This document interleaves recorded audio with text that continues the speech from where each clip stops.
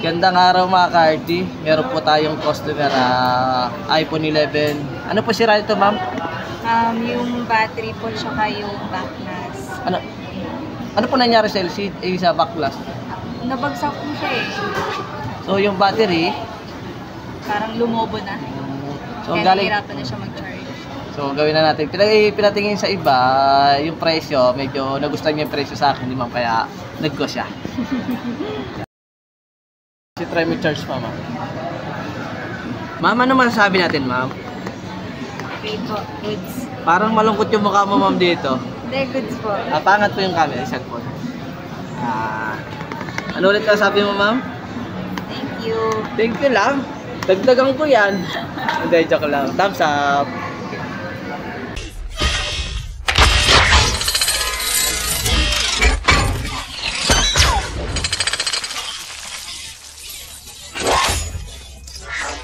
Gadget mo ba ay nasira? Huwag mag-alala, dito na kayo sa RD Telecom. Nag-aayos kami ng lahat ng cellphone, laptop at tablet at libre ang check-up. We fix all major brands from iPhone, Samsung, Oppo, Vivo, Realme, Redmi, Xiaomi, Huawei, Poco at iba pa.